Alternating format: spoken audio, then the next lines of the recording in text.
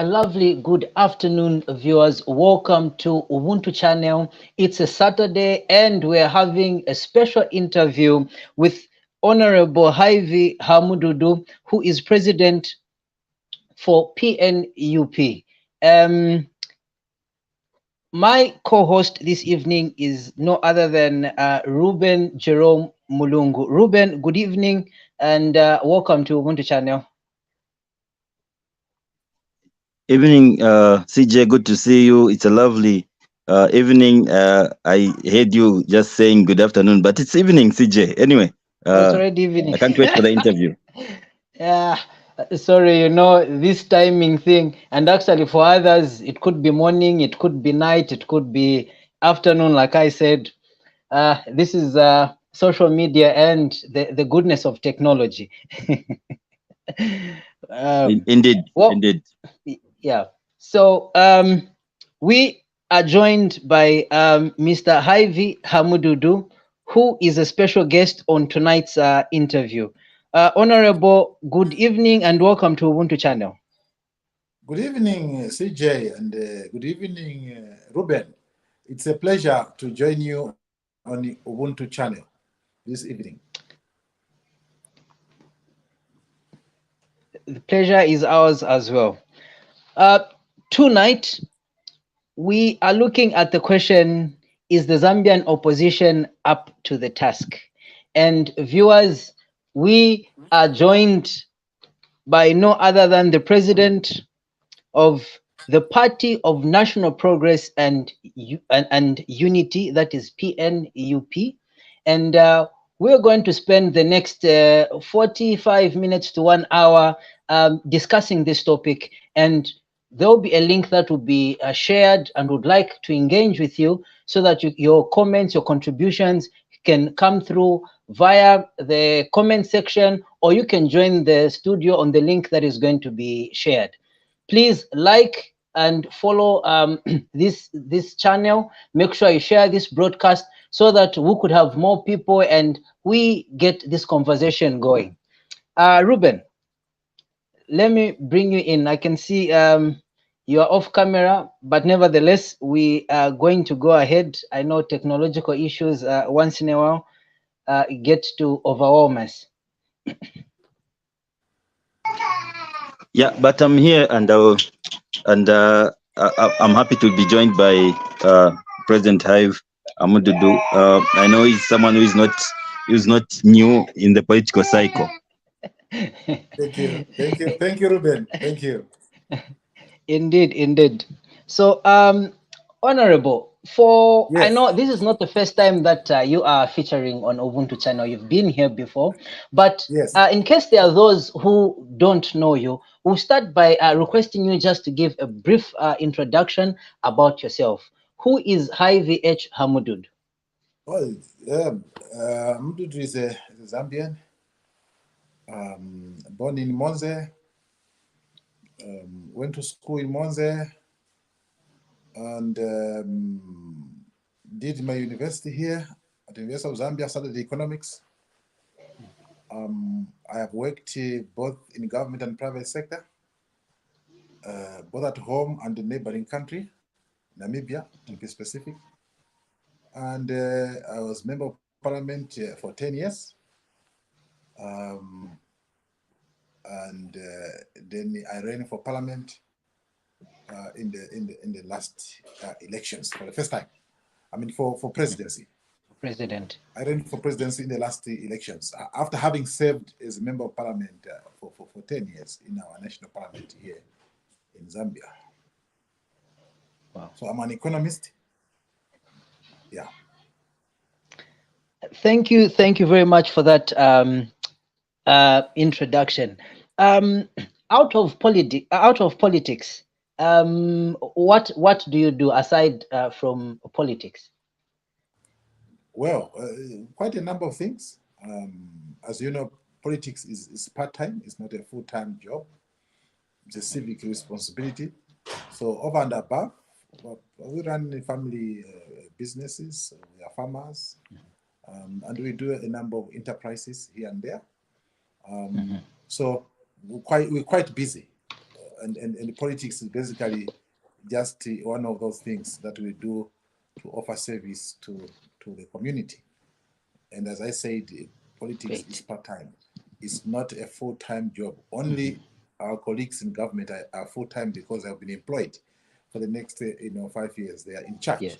For us in the opposition, really politics is a part-time activity. So by and large, I run family enterprises, a number of things. Some that cannot be discussed. You know, when you are in politics, you don't reveal everything you are doing. But I can tell you that. Yes. Yeah. So I'm using Yeah. my training and a number of things we are doing in partnerships and so on and so forth. Great. Thank you for that introduction and background. We are going to get straight into tonight's topic. I'll start by asking, what is the role of the opposition? The role of the opposition, first of all, is to provide an alternative. The essence of a multi-party democratic state is that there should be more than one choice.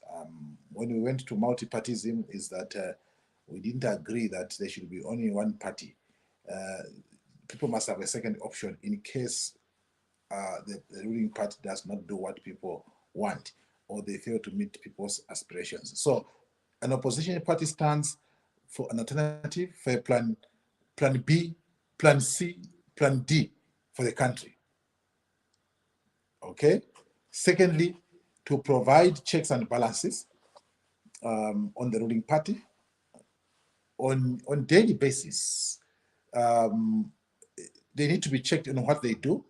And when opposition parties, for example, ourselves, we have a member of parliament, PF as members of parliament, we, as opposition, we also provide oversight on the executive through the floor of parliament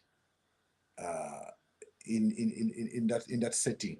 For us who are leaders outside, we also provide checks and balances on government policy in between elections. During the elections, of course, we offer ourselves as an alternative to what is there, the way UPND was as an alternative. And people felt that the then ruling party, PF, did not meet their aspirations, and they voted the alternative, UPND. Just like before, people were not happy with UNIP, and they voted the nearest alternative. They went to Plan B, MMD. Later, MMD also expired in terms of meeting the aspirations of the Zambian people, and they voted for alternative that time for PF. So, in opposition political parties are there to provide a Plan B, a Plan C, a Plan D for the country, so that the country is not stuck in the government to meet their aspirations. Yeah. In a nutshell.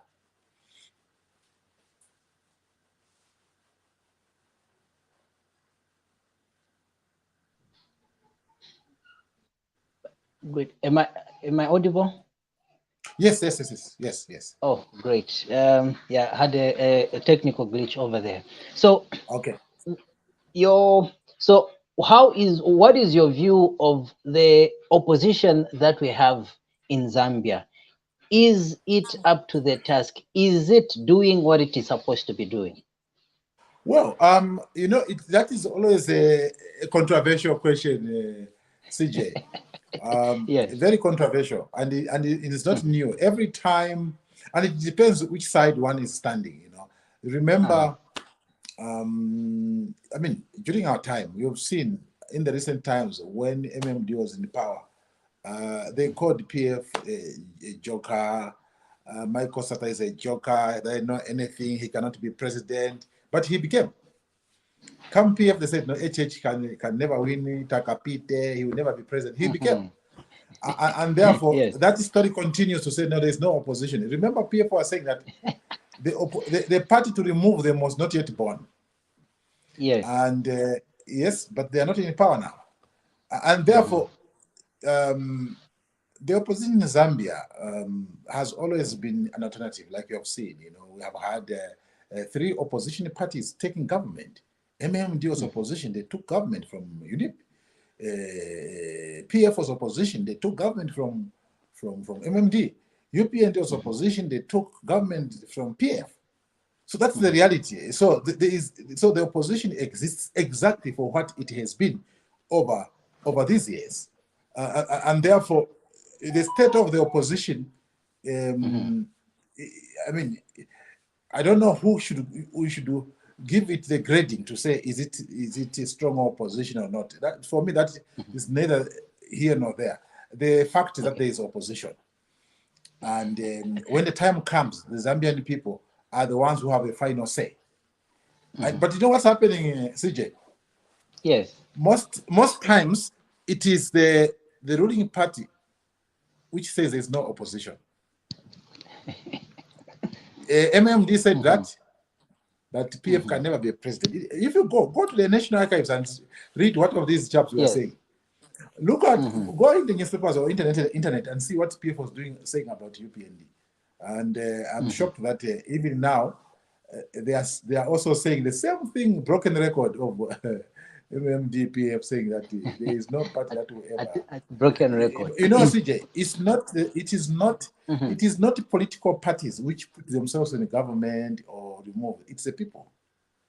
So I think us as the political parties, whether you are ruling party or opposition party, our main concerns should be what Zambians think of us. If it's a ruling party, are you meeting the people's expectations?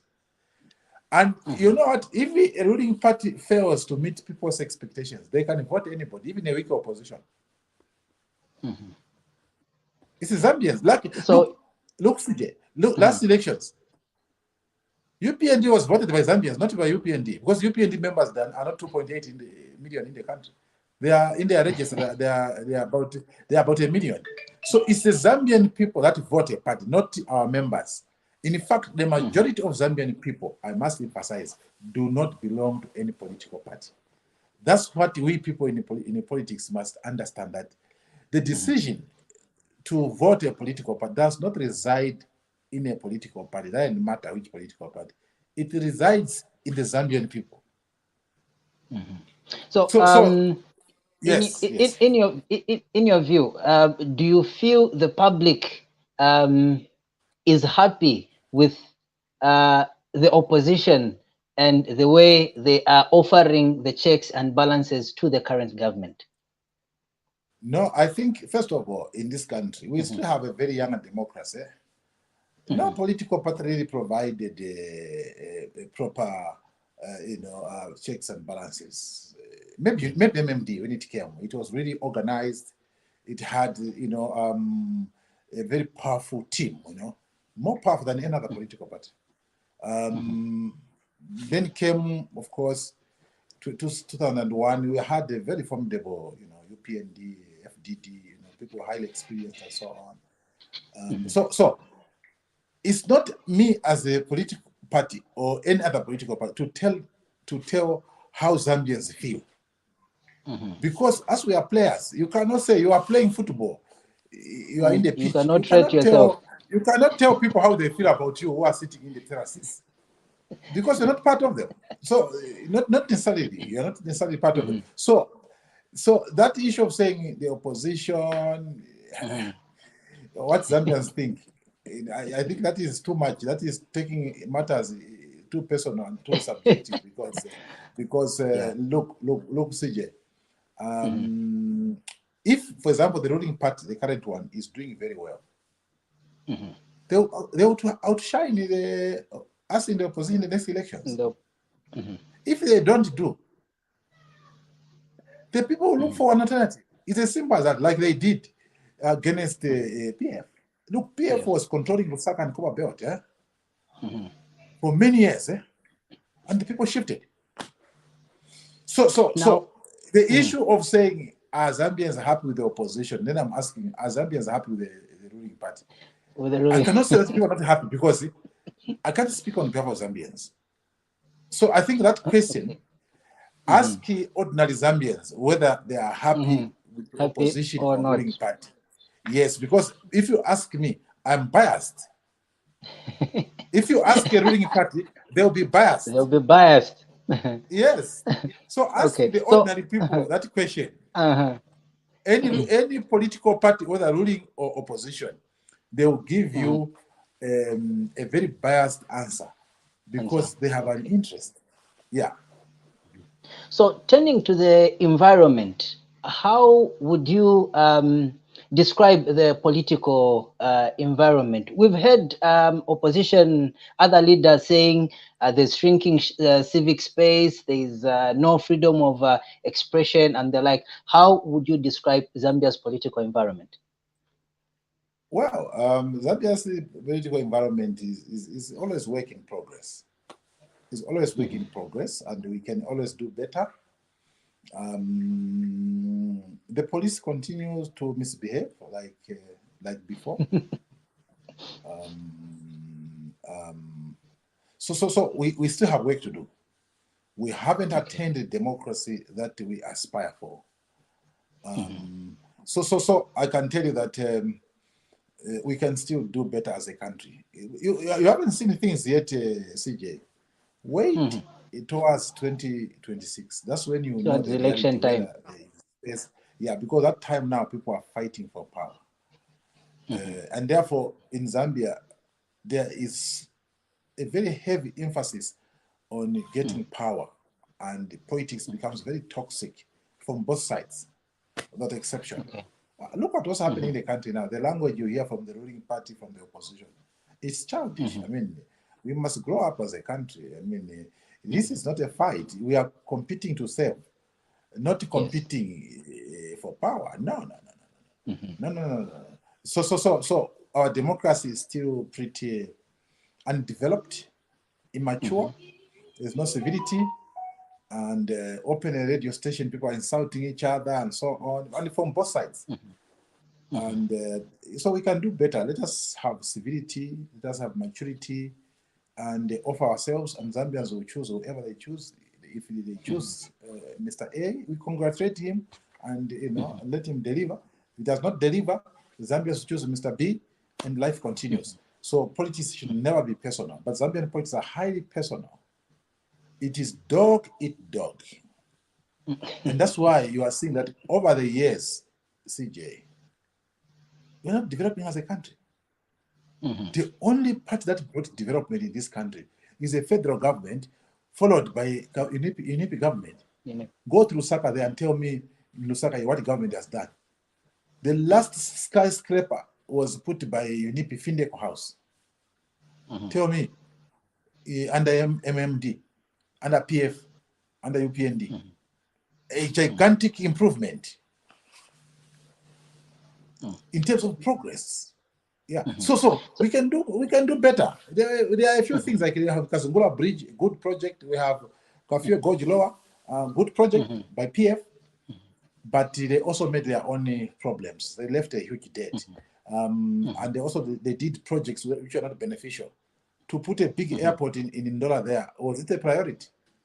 To spend so much money on Kenneth County International Airport, was that a priority?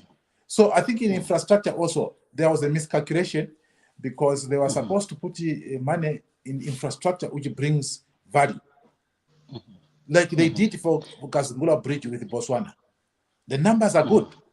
Like they did for Kafue Gorge Lower to increase electricity generation. Now we have, 750 megawatts, that was strategic. But outside that, other projects were not beneficial. That's why we had this huge debt. I mean, we shouldn't have put money in these airports. We should have done the dual carriageway between Lusaka and Ndola, and eventually between Livingston to Lusaka, the main highway. We should have done a dual carriageway from Nakonde to Kapirimposhi. They're quite busy roads. So the prioritization was poor. So I'm just telling you that we are still a growing democracy. We must learn from each other. Democracy. Let's see what good was done by UNIP, appreciate it and grow it. Like, for example, UNIP was good in agriculture, and all these governments have failed in agriculture. All of them up to now. UNIP beats them. So why don't we go and pick the good things in UNIP, pick the good things in MMD, pick the good things in PF, even if they are few. If Great. I become a president, I'll pick the good things that UPND will do by the time they leave. So there must be a proper handover towards a national vision.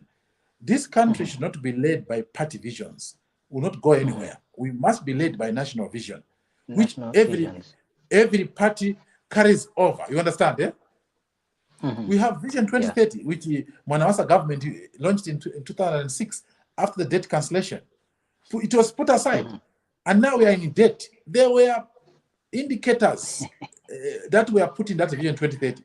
One of it was we were not supposed to go back into debt. Okay, so Honorable, on that one, Yes. I'll ask you to hold your fire. We'll be coming to that one. Yes. For now, let me draw you back and we look Even at some of the things. CJ, Yes. when you listen Yes. like this, don't you see a future president of this country? I'm asking you. I do. Yeah. I do, but Even Mr. Ruben is listening. You must choose presidents ahead of time. Don't choose the presidency choose ahead election of time. So you're putting me on the spot. You're putting me on the spot. So you are a free man. You are a free man. You are not. You didn't steal anywhere. Give your opinion. Yes, please. So now let me draw you to to some of the things that the new Dawn government has been doing. So far, they're bragging. They're bragging about the free education.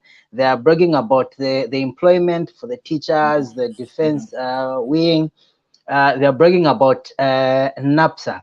I would like to get your quick comment on each one of these. You can start on the free education. CJ, you know, leadership entails that we must speak things even when they are unpopular. I want to tell you that the free education was rushed. Okay. If you check the releases, I have documents here. I wish I knew I was going to quote a few. In fact, as we talk, I'll ask my wife to give me some document here. I'll quote some of the figures. My dear brother, free education was rushed. If you check the monthly releases from the Treasury, there is pressure to provide grants for schools. Yet, there is no money to facilitate agricultural marketing. Yet, there is little money to improve access to financing by the farmers. You understand, eh? Yes. I think free education at this time is not very correct. What we need now is access to education for all. Access to education for all. Now, what does access to education for all means? Access to education for all, sir, entails that for those who cannot afford, as verified by the Social Welfare Department, government pays for them. Okay. For those who can afford to pay, they must pay. I'm talking of basic PTA fund. Who can fail to pay 200 kwacha per term? 200 kwacha per term is 2 chickens. In fact, a goat now in the village is 400. So one goat you can pay for 2 children. So PTA fee was a very good thing that should not have been abandoned. And yes, we understand the government say there's poverty. We agree with them. But they should have just asked for reduction of the PTA fees, not to abolish. That was wrong. That was wrong. But, so access to education for all is the right nomenclature in the new development language, not free education. You understand? Eh? Dr. Kaunda, who did free education for many years, it was abandoned in the mid-1980s. We were in secondary school. It was not sustainable, and it's not sustainable today also. So then, at secondary, President, not to disturb you. Can I finish this one? At higher education, government can continue, because that's why it's expensive. Government can increase the number of loans which are revolving. You get loans like us who went to university, we're supposed to pay back so that Mr. CJ can also go to university. That is not free. When a loan system for a university, if people are paying back, it's not free. By the way, even when they are saying it's free education, it's not free at higher education. So they are using a wrong term. The students who are getting bursaries here are required to pay when they start working. Is that free? So they are using a wrong term. The right term should be access to education for all. Those who can afford to pay, they pay. For higher education, when they get jobs, they must pay back. Yeah. Yes. Ruben, please come in. Yes, President Hive. I know at some point you were also part of the UPND. What was the blueprint of this free education? What did you agree then? At when are you going to launch it? Ruben, Yes. You are there. You want to start wars, eh? You want to start a war? Okay, Ruben, I understand. I hear you. Here is that the free education suits a situation where you don't have these problems like huge debts and so on. I can tell you that even when debts were paid in, cancelled in the 2005 to 06, the idea in Vision 2030 was to prop up the economy, to grow the economy and reduce the poverty. Once you reduce the poverty, people have got good incomes. There's no need for free education. And therefore, the issue of a manifesto is a living document. It must also be tuned according to the times. Okay, Ruben? And therefore, at this time, even the manifesto should not speak to free education because the treasury can't accommodate that. If you go to our friends at finance there, I can tell you they are failing to pay the suppliers and the contractors who supply to government and did works for many years. They are losing their properties and so on, but you are providing free education. So the grassroots economy is dying and the poverty is increasing. And therefore, you need to put now higher social security, higher farmer input support program, higher fertilizer support, and therefore you have to front load social spending. But if you put money in the growth sectors of the economy, like in agriculture, we need to reintroduce Rima Bank to provide loans for farmers to get concessional loans so that they can grow their farming and pay back. Reintroduce NAMBOT to facilitate marketing of crops even abroad so that farmers can get better money so that we grow the grassroots economy. Now, the grassroots economy are the very parents that have children. And therefore, if we can grow the economy at the grassroots, they'll be able to pay. And then, of course, there are always orphans and those who are poor. They can be on the social welfare system and the government will pay for them. I hope you get my point, eh? So, yes, please. The manifesto of a political party is a living document. So the manifesto of a political party in 2001 is different from today because there are emerging issues. Now, a manifesto now must take into account the situation of our debt. It must take into account the situation of climate change. It must take into account the situation of our a huge young population. The average age for our people in this country is 19 years. So you have such a huge dependence ratio. So you need to use numbers to make a party policy. I hope I've tried, Ruben. Yes, you have. That's a concern, and what we saw immediately the UPND came into power. We saw some of the opposition parties demanding for the free education. You say that you bring free education. Where is it? I'm sure that maybe that's the reason. Maybe you can say the government rushed into implementing that policy. Do you agree? No, but you see, the issue is that towards elections, our friends have known that the country is in debt. So the country being in debt, the fact that there's no little money in the treasury should have been factored in their manifesto because that information was there.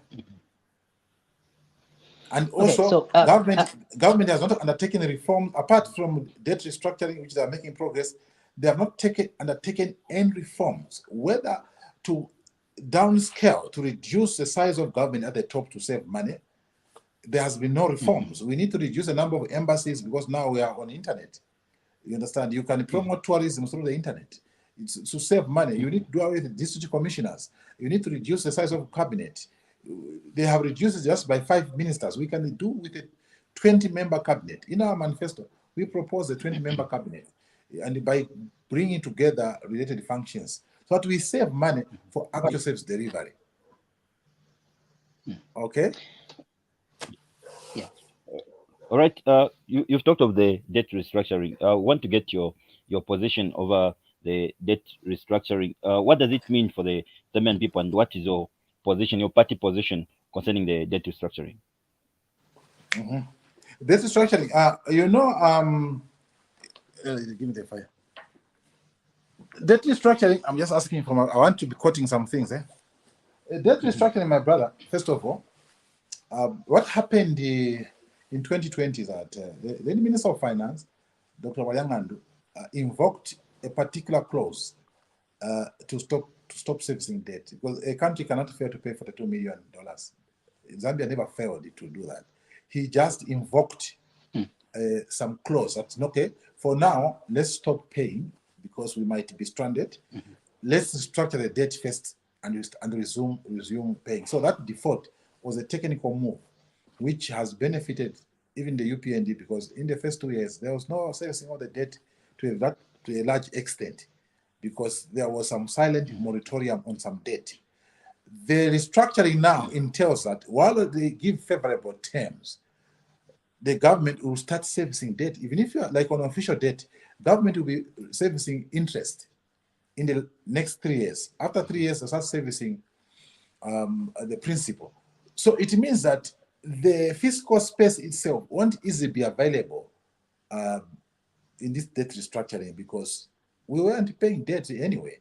In the last almost 2.5 years, PF in their last 1 year, they're not paying debt in office, and UPND has only been paying debt until this debt restructuring. That's when they started paying debt. So that's why you are seeing that even after announcing debt restructuring, look at the exchange rate. It's back to 20, because there are no fundamentals. Agriculture sector has not grown, mining has not grown, transport and logistics has not grown because we're not exporting. We have poor roads, and therefore, in the next 1 year, it's challenging to our friends in government, and I wish they can ask for some help from the country so that they reset. In the next 1 year, it will be tough, colleagues. The minimum price is at 300 already, and we haven't reached the crunch period. The crunch period for minimum prices is the last quarter of the year: October, November, December, January, February, March. If the minimum price is at 200 something this time, towards the end of the year, God forbid, we will experience the highest minimum prices unexpected, because the last 2 years, maize production was poor. We hope that with early delivery of inputs to the farmers, next year we'll have a bumper harvest, and that will only take effect mid next year. Now, this July to next July will be a testing time for UPND. It will be a very tough time. And if I were in their shoes, I would call colleagues, can you come, let's sit. Can we have a kind of a GNU, a government of national unity, and let's think together. After all, we are pushing a national vision, I mean, that's a crazy idea, but very powerful. If we are magnanimous, that let's put points aside. Can we come together, agree on some things so that there is a buy-in? But if we're going to continue politicking now around the minimum, around free education, around CDF, and we take extreme positions, recovery won't come easily. We are going through very rough waters in the next 1 year.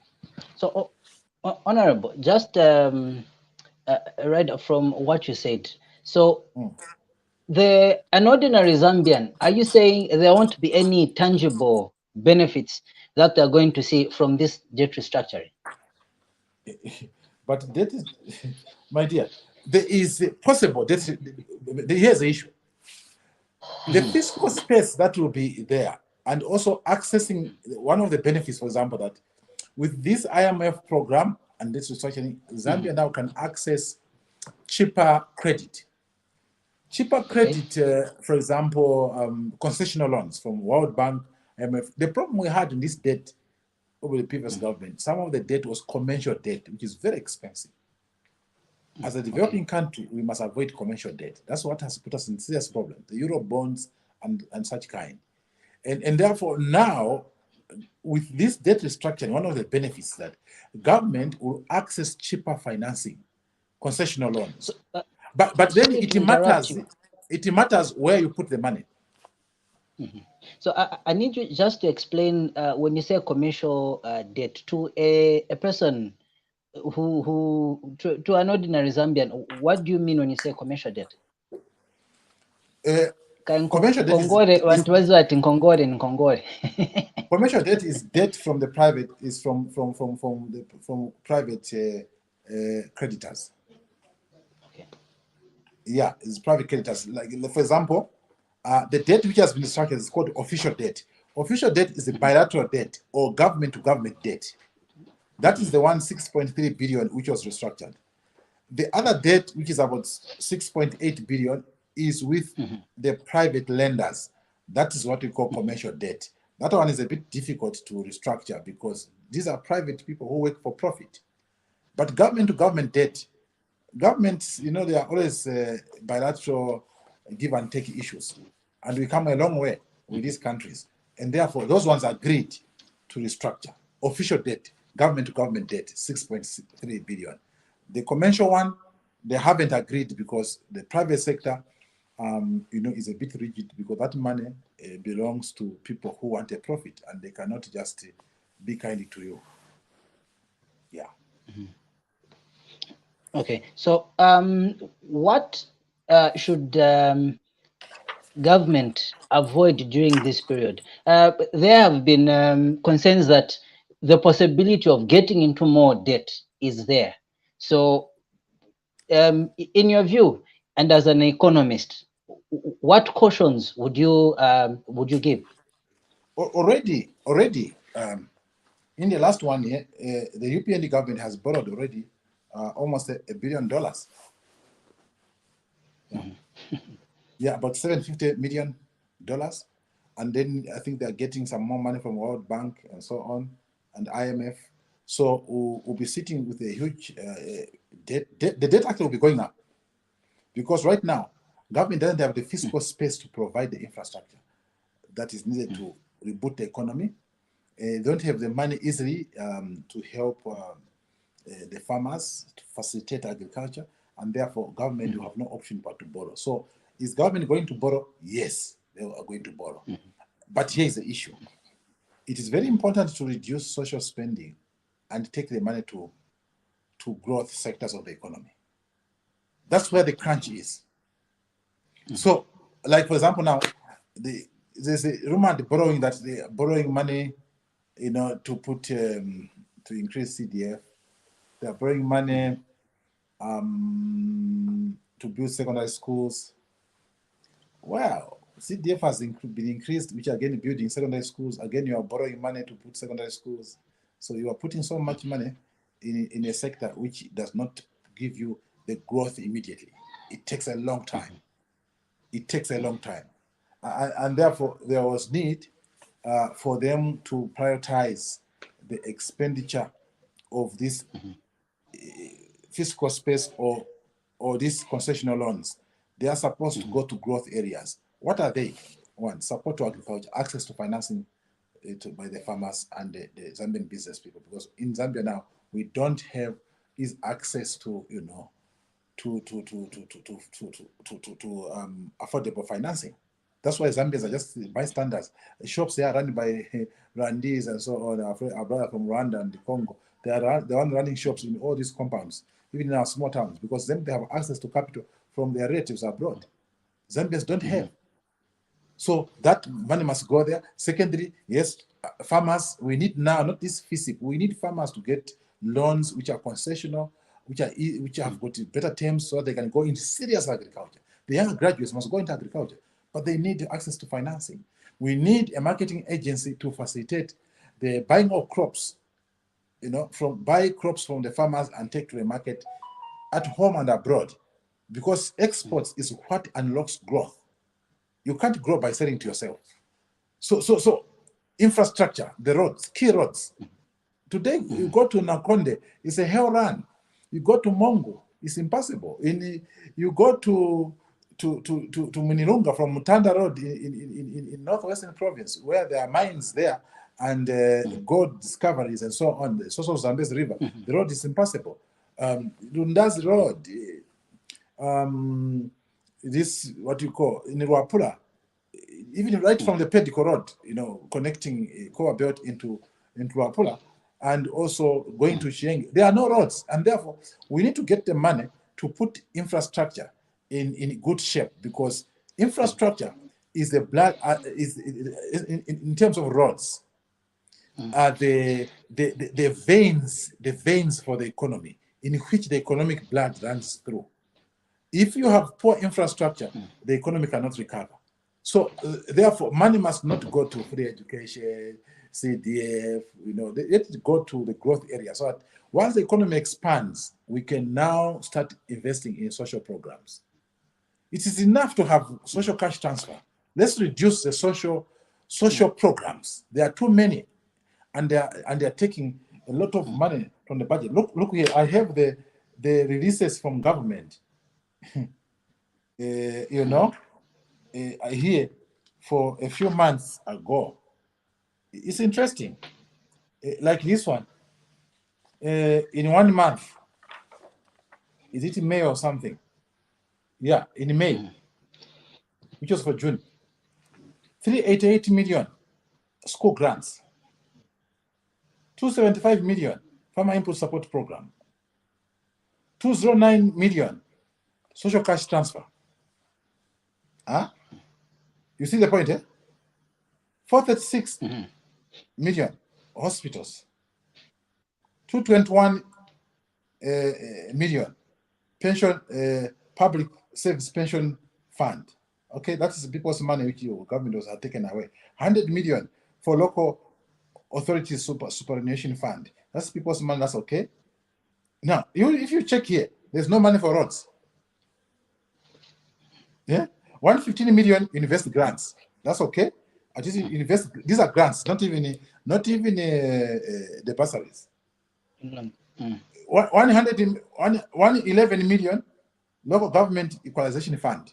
Look at how local government is taking too much money. And when you check here, there's no money for infrastructure, just some little money for farmer input support program, no money for marketing, and this was releases for May. Yeah, you check here, releases for June, social cash transfer. Look at this figure. Almost $1 billion. 731 million kwacha. Almost $1 billion. Then, of course, grant aided institutions, 268 million. Social spending. Public. So, Honorable. So I'm just giving you some figures to show that money is not going to growth areas. Aren't you surprised, CJ and Ruben, that the growth is not coming through? Because we need growth now for us to pay debt, for us to fight unemployment, for us to fight poverty, to fight inequalities. You need growth. Now, growth is not coming through. And even when it comes through, growth comes from a very narrow sector, horizon. Just maybe later on mining and retailing and IT, which is owned by foreigners. So the growth is not coming from people's economy. It's not coming from the broad base. So if you won the elections, what are the things that you'd really prioritize? Because looking at your explanation over this, the debt, it seems Zambia will never get out of debt. It's like we might just continue. This debt problem, this debt is a big problem. Even this restructuring, debt has now been rolled over a longer time.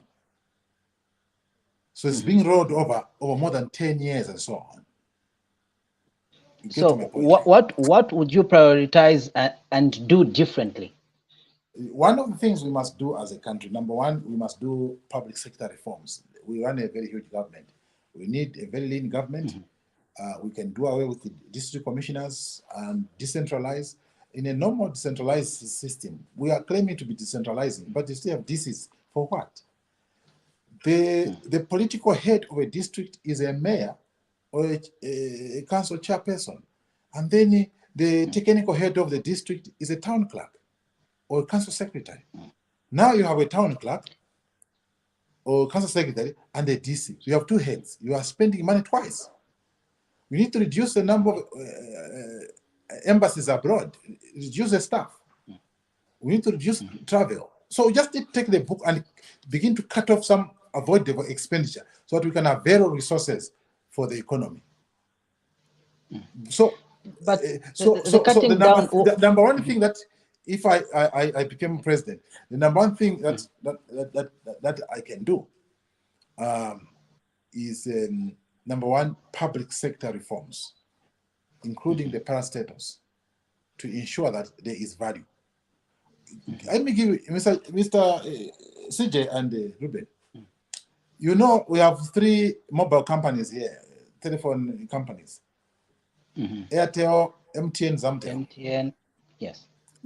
Go and see the money that MTN has made and Airtel has made.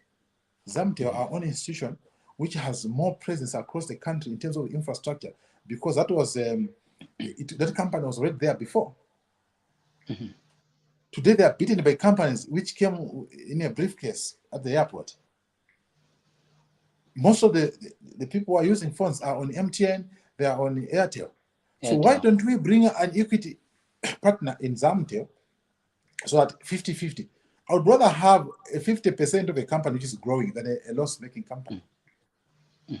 Why don't we bring an equity partner in nitrogen chemicals of Zambia than to start buying fertilizer from a Chinese company? And then the money they will be sending it out of the country. So why didn't that Chinese guy partner with NCZ so that amount of money which is being paid for that company, for fertilizer, it goes to the local economy, creates jobs, and it creates value within the economy. Because Zambian shareholding portion remains in our country. It's banked here. And then the mining sector, let's bring order. We have now gold discoveries, sugilite. Can those minerals be upgraded? If I went to government, all those minerals, emeralds, gold discoveries, sugilite, of course, copper, cobalt, all these should be given a status of minerals of national importance, that they will not be mined anyhow. That the state agency will mine these minerals to benefit the country, and in partnership, where necessary, with the private sector, with at least 50% shareholding government, so that we go.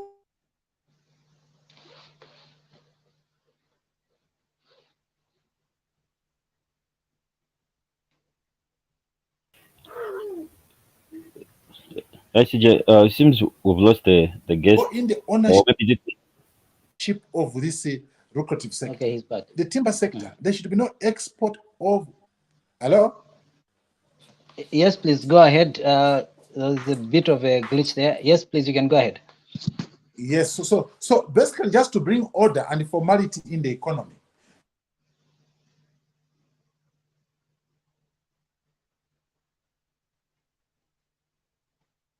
Okay. I think we're having connectivity issues again. No. Some people are trying to call me, so I'm cutting them. I don't know how you can cut off there. A ruling party will only bring progress in this country if you have very coincide policies. Our government's failure is on the policies. It's not about Hamududu, where he comes from, what he does. That's not important. It is to what extent are we putting policies that brings value? Because government raises.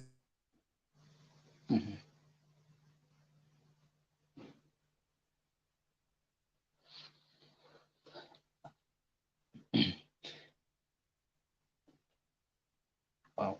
Is this only money again? Okay. Viewers, if you're trying to call Honorable, please avoid calling him. Call him when the interview is done, so that we may proceed without interruption. So you get my point. And when you start sharing, you are saying when you start sharing, CJ, our manifesto, Ruben, You will see. You know, in our manifesto, we have already a number of ministries. There will be 20, and they are already named. 20 ministries. Ministry of Agriculture and the Ministry of Livestock will be combined because livestock and agriculture is one. Ministry of Youth and Sports will be combined. Ministry of Education, Youth and Sports. What are those guys doing at the Ministry of Youth? They're just wasting money. Youth employment is not created in the Ministry of Youth and Sport. Employment is created in sector ministries, in agriculture, in mining, in entrepreneurship. Those guys, what are they trying to run buses and those containers? They're just those oil tankers. They are doing the same mistakes of PF. The sports is run by the sports council, not by a minister. Every time a minister is trying to put his head in sports, they just bring confusion. There is a sports council which runs sports.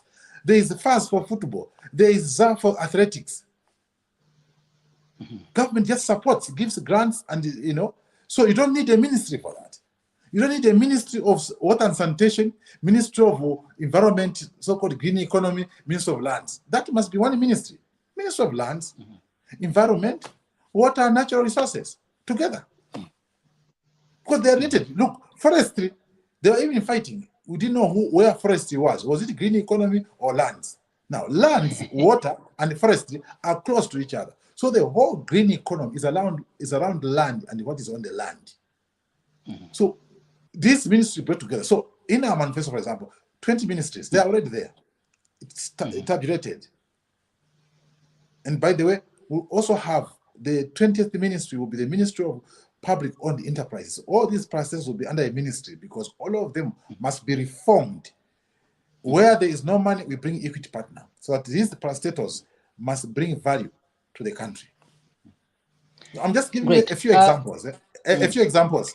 And then also we will reduce, downgrade the government vehicles. These Land Cruiser versions, they have to come down. The highest vehicle for a minister will be a Toyota Hilux, a twin cab for off-road. You can buy a Toyota Crown or a 1.8 Mercedes-Benz for official use in Lusaka here. You can't use that Gazla, the VX. Gazla. Yeah, Do you know how big the engine is? to sell the VXs. They haven't which I sold doubt them. will They are happen. only saying the new ones. The old ones they bought, they are using them. They haven't sold. Okay. Yeah, so Okay, the so government now should have downgrade. So there are a number of expenditure lines where you go one by one and save money, so that we can avail money to growth sectors. We can support students at higher education and create jobs for them, and they pay back. Well, that one becomes a revolving fund. So there are many reforms, and when time comes for us to offer ourselves in the next election, you'll be here very clearly that our policies will be very specific, and you will have an implementation plan with the numbers that we will put there, so that people know exactly what we'll do. President, moving forward, So let's look at the Ministry of Local Government. We've seen these past weeks have been busy with the issue of street vending. Wanted to hear from you the position concerning the street vending. We're told they did a lot of consultations. I'm sure they maybe came to ask you about it. What's your position as a party concerning the issue of street vendors? Well, let me tell you about street vending. It's a very hot topic. Yes, we want clean cities. We all agree, want clean cities. But what is lacking in the consultation is a transition. When you remove them, how will they survive? So there was supposed to be a plan for a plan B for the vendors. The problem with Lusaka is that Lusaka is not being replanned. Lusaka must be replanned. You can replan Lusaka. There are enough open spaces that must be paved so that the vending is spread and is not concentrated only in the little streets of Lusaka, which we are left by UNIP. There has been no improvement on the road network of Lusaka. Lusaka must be re-engineered.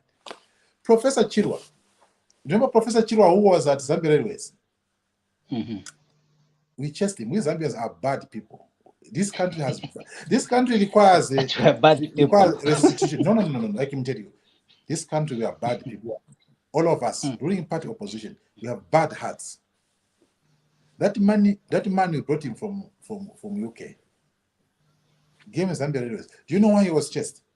Because he was revitalizing Zambian Railways, and then those people who were running trucks were going to lose business. Then they threw him under the bus, accused him, and that lady who was the I need to look for the number, Mrs. Mwale, who was an accountant there, literally also affecting an innocent woman. Those cases they are facing are fake, destroying people's life. A young accountant they accused of paying Chirwa to stay in Force where ministers were staying, just to get rid of him. Now, the point on Chirwa was this, coming to Lusaka. Chirwa suggested, Engineer Chirwa, that we must sink this railway line.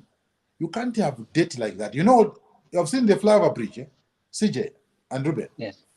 What debt is that? That thing, is that a town there? Do you have a capacity in Zambia? That's rubbish. You look at that debt thing. Go to Windhoek here, a small country like Windhoek, just go and see. Go and see how they are re-engineering Havron. Re-engineering it. Chirwa suggests that we sink that railway line from Katuba up to Shimabala there. We put a tunnel. The top there, we can put a new skyline. That we can do. You say, where will we get the money? Let me tell you, money does not come from a politician. It comes from the policies. You understand? That's what the Botswana did. So what you do there, CJ and Ruben, get these guys, whether Chinese or the Dutch people or these guys who are good at building. You trade the tunnel. Can you do a tunnel? And on top there, we lease the land for you for 50 years and they put a skyline.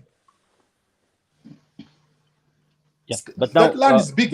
Who have a new skyline, a modern skyline, like a mini Dubai, a skyline, a little taste of Dubai, on top of the tunnel.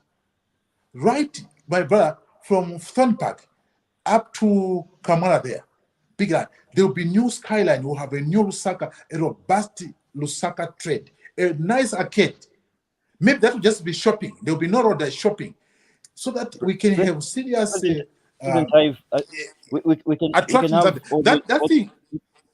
can have all those amenities that you're talking about. Just a minute. That thing was self-financing. I want to put on something. You're saying we can have all those amenities, President Hive, but the thing is, it will be dirty again because of the street vending. No, wait a minute. The street vending as a product of an economy which is not growing and not creating jobs. So when you wait a minute, sir. The economy is going to grow by 2.7%. Do you know what's happened? That's nothing. Look, just Lusaka itself, by the way, we need to reconfigure the country also. Lusaka province must just be this Lusaka town. The way it must not even do Funza and so on, those must be other towns.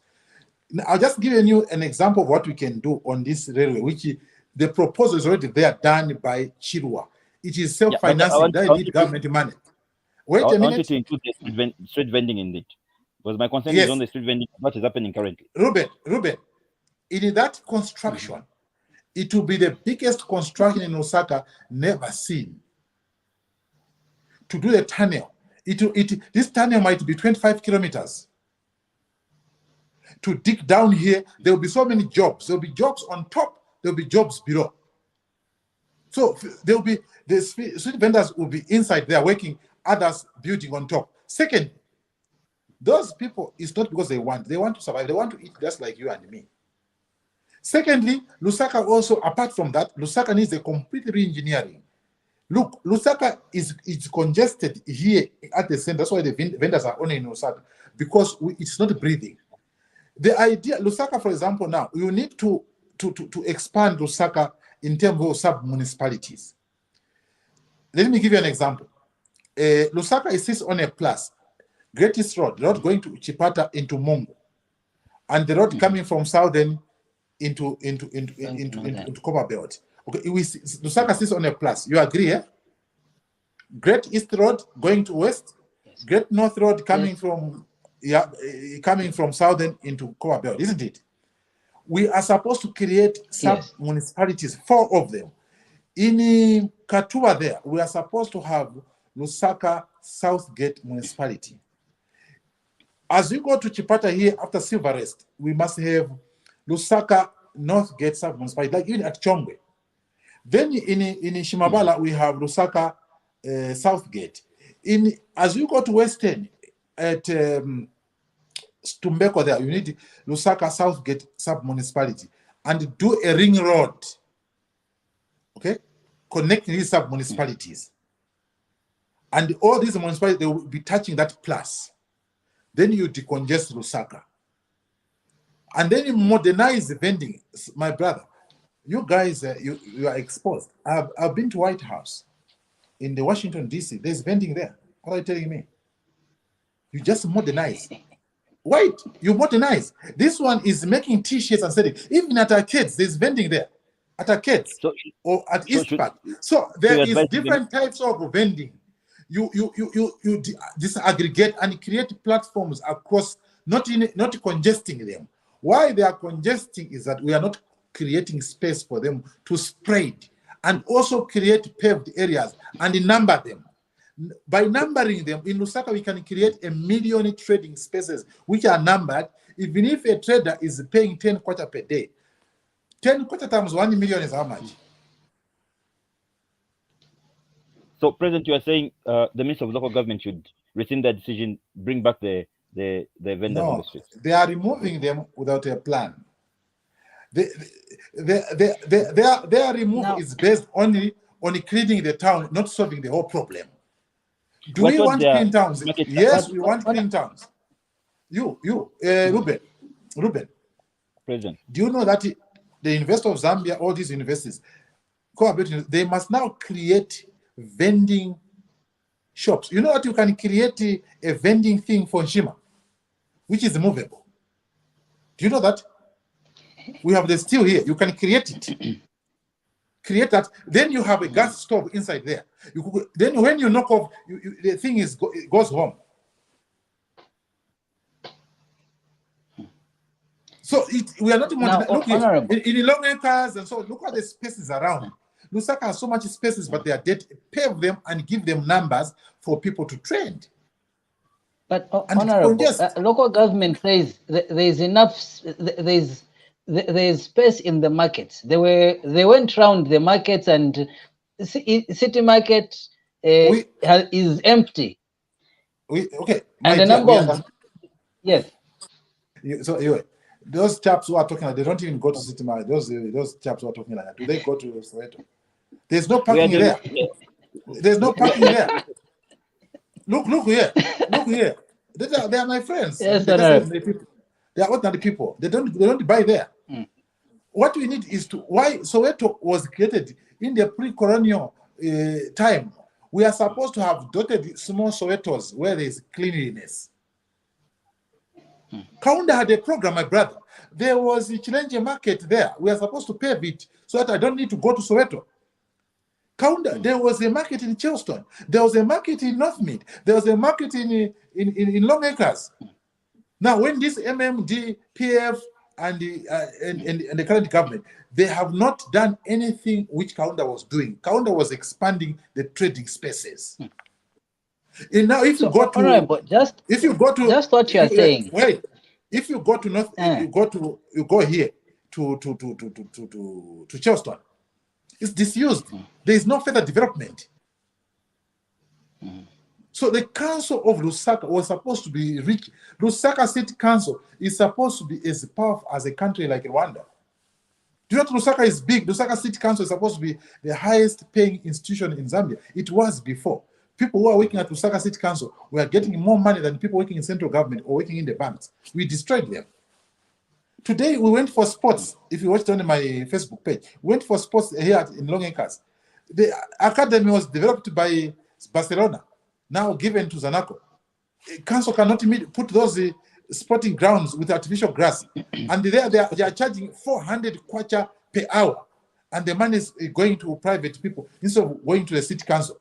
That Long Acres thing there, under Kaunda, there was Olympic swimming pool there. It was for the council. A council is failing to put stadia so that they can get money to buy artificial grass. The council has no park. We have no park in this country. In Lusaka, there's no park. Come in, guys. Let us be serious as a country. Don't argue. Look, CJ and Ruben. These parks can also accommodate vendors. Once you pave them, this vendor will be selling bananas here. This vendor will be roasting maize there. I was in Paris. I bought maize in the street, clean. In Paris, I'll show you a picture one day. In Paris, in France, I bought roasted maize. I was eating. You want to chase people to go and work in the compounds? You are there in town.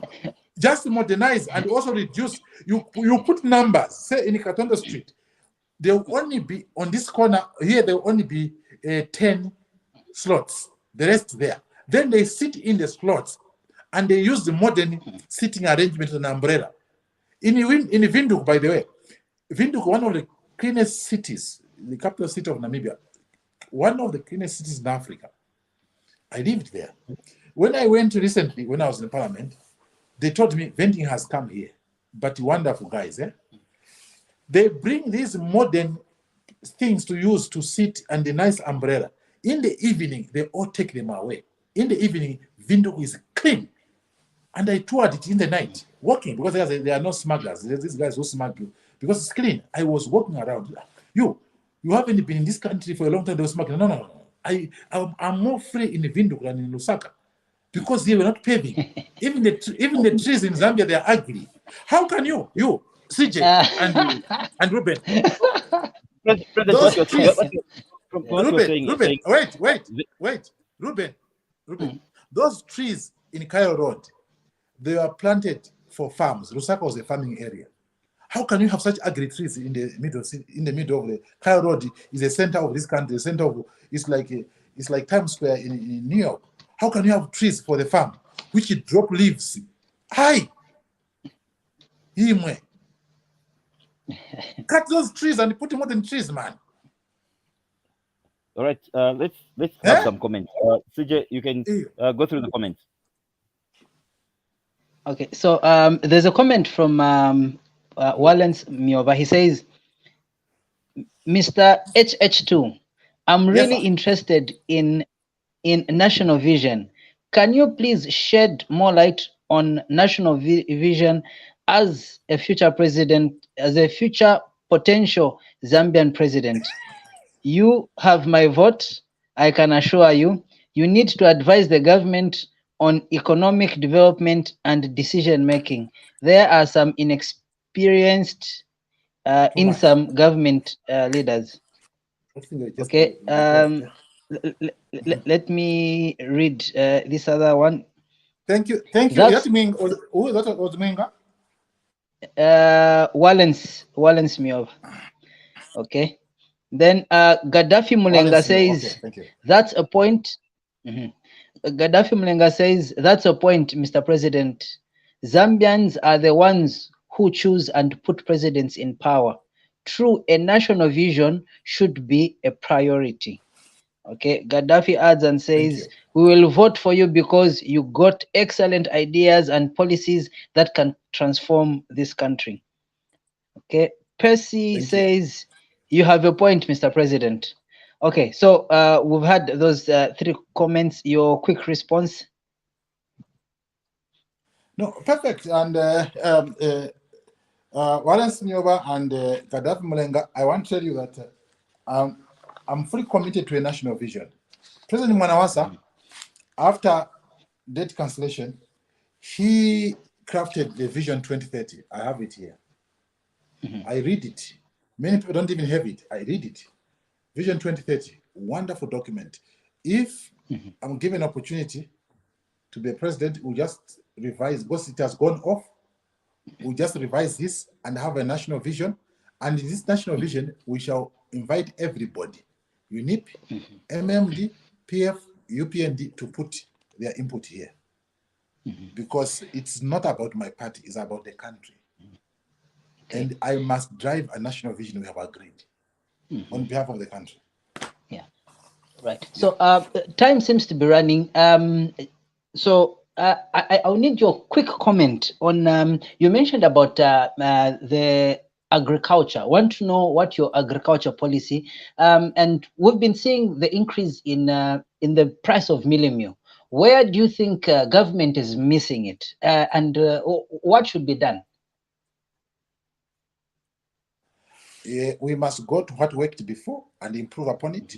The government that had the best agricultural policy so far, all these four governments, remains UNIP. And we need to bring back an agricultural bank, a Lima bank, well run, not abused like UNIP.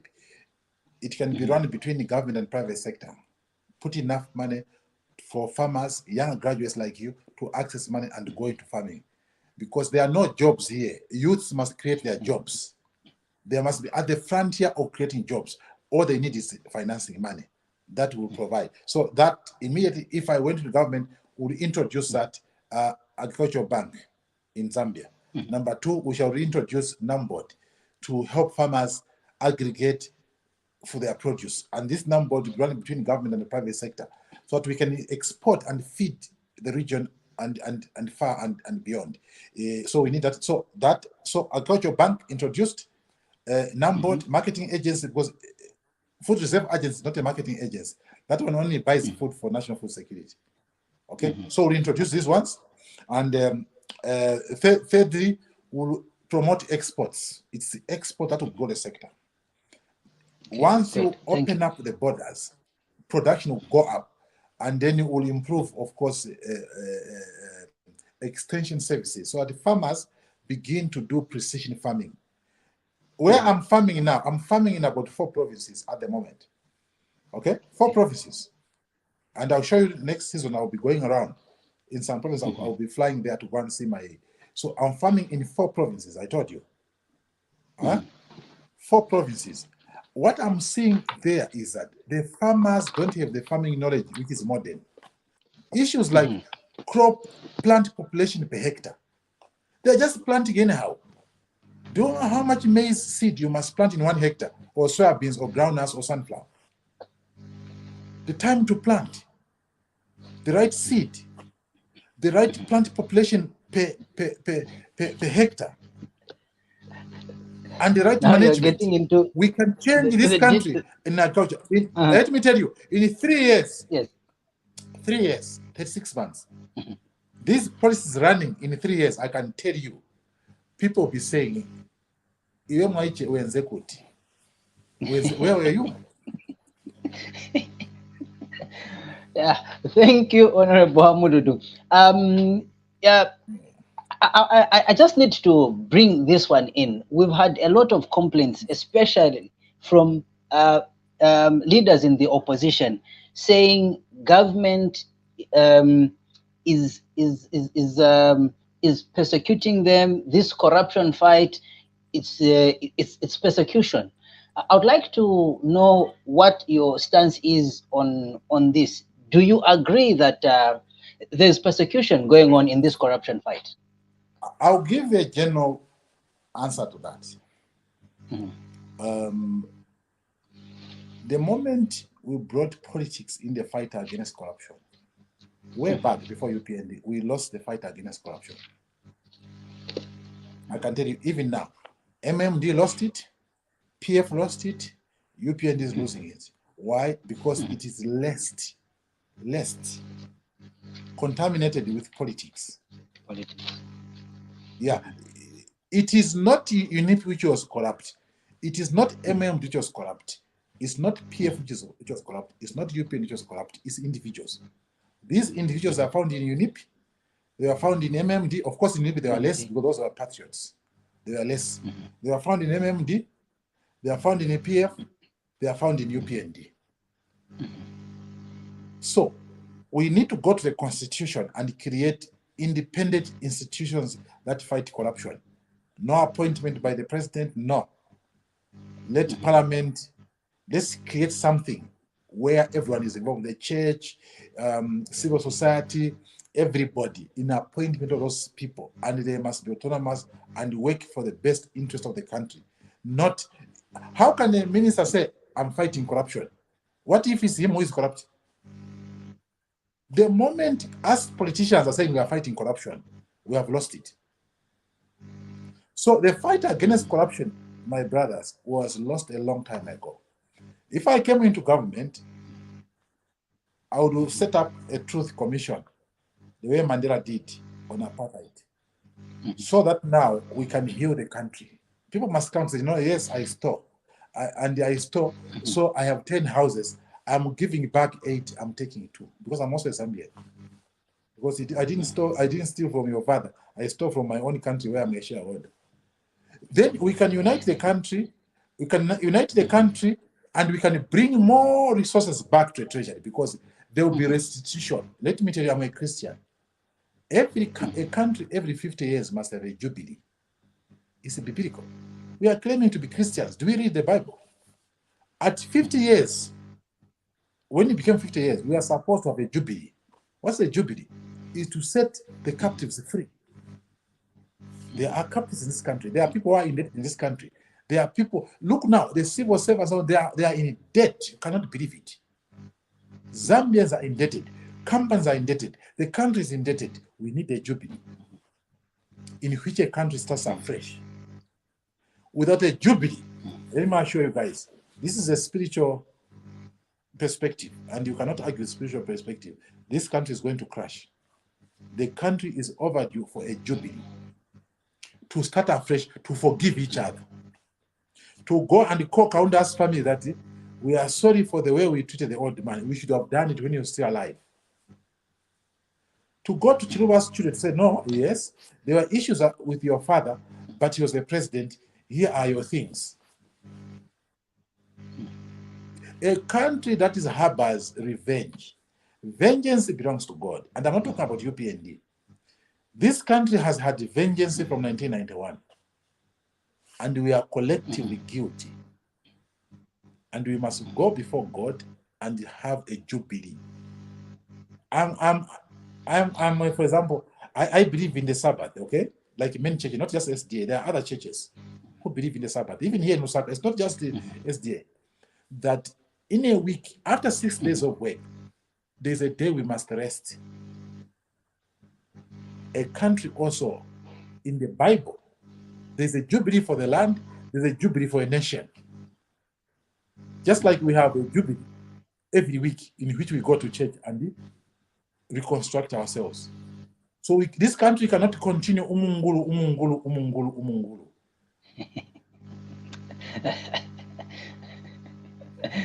Riding on what you've said, it's like And there's been a trend. we want Every now, when president, I come into power, that time I come into power, I want the president, current president who will be former president, to be respected and leave politics. We want ECL respected, must leave politics. I think people who are in power must leave. They have done their part. And we give them respect. They become envoys.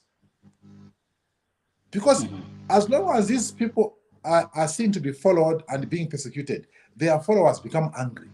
And an angry country against each other cannot stand.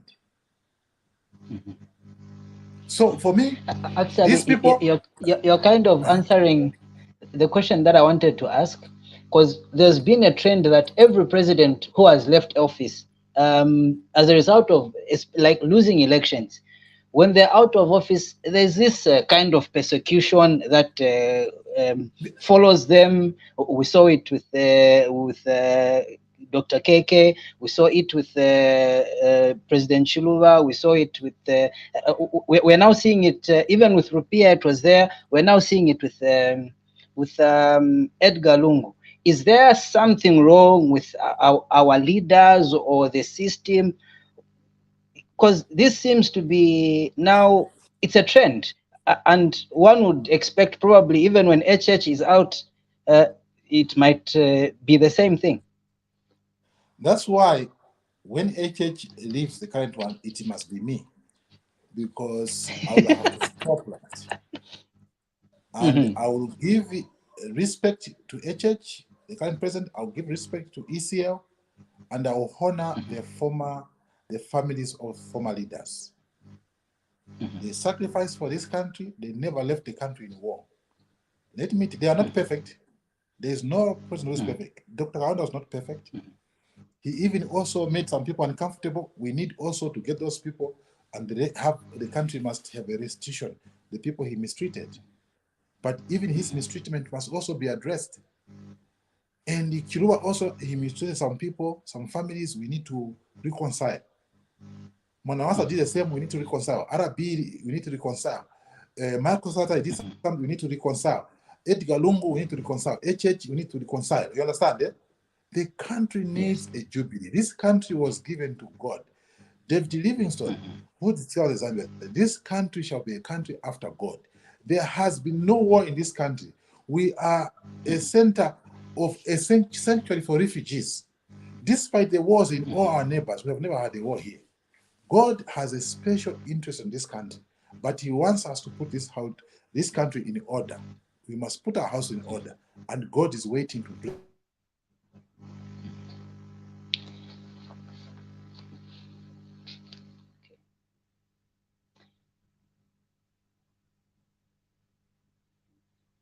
Honorable, are you still there?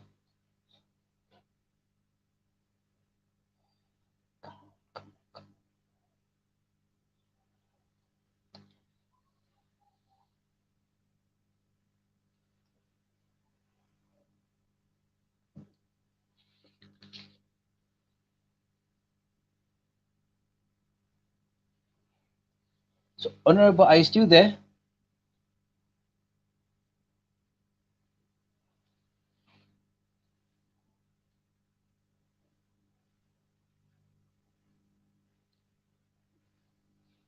Okay. Yeah, we seem to have lost Honorable Hamududu there. Well, time has really gone, and we have already gone beyond time. And we just want to thank you for each and everyone who has participated on tonight's program. We thank you for the messages that came through. Thank you for those comments. And unfortunately, we have lost connectivity of Honorable Highvie Hamududu. This has been a special interview on a Sunday, and we have been looking at the question, is the Zambian opposition up to the task? My name is Yubonto Jule, and I've been with you this evening. Now I can see Honorable is trying to get back. So before we close off, I'm just going to ask him to give a conclusion of our discussion, and then we'll call it a night. Honorable, I see you are back. We had a connectivity issue there. Please give your concluding remarks, then we close the program. Thank you. Yes, indeed, I had a connection glitch. Thank you very much, CJ and Ruben. I'm sure in this brief discussion, we have discussed fundamental things. It's work in progress. We'll continue improving. And let's continue to talk to each other, not at each other. And we are ready for the bigger picture. Our main interest is not power. Our main interest is to see a better country. And therefore, I'm ready for new politics. I'm ready for new ways of doing things, because doing things the same way and expecting different results is madness. So I'm not a mad person. So Zambia is now ready for new politics, and you young people must join in the push for new politics. That's the only thing that can save this country. Zambia needs a fresh start. Thank you so much for the opportunity. Thank you very much, Honorable Hamududu. It's been a pleasure having you on our program, and we will be calling back very soon. We need that wealth of knowledge that you have, and please do not get tired of us. No, anytime. For me, weekends, I'm available, my brother. Thank you very much, viewers. Okay, This has been a special. Yeah. Yes, Honorable. Yeah, anytime, Ruben and CJ, anytime. I'm available. Thank you very much. Thank you. Viewers, this has been a special interview with Honorable Highvie Hamududu, who's president for PNUP, and we were looking at the question, is the Zambian opposition up to the task? My name is Jubonta Jule, signing out, and make a date for the next program that we'll be having, and do make sure that you like and follow all our social media platforms. On Facebook, it's Ubuntu Channel Zambia. On YouTube, it's Ubuntu Channel. Twitter, it's Ubuntu Channel. Thank you very much. God bless and have a pleasant night. Welcome.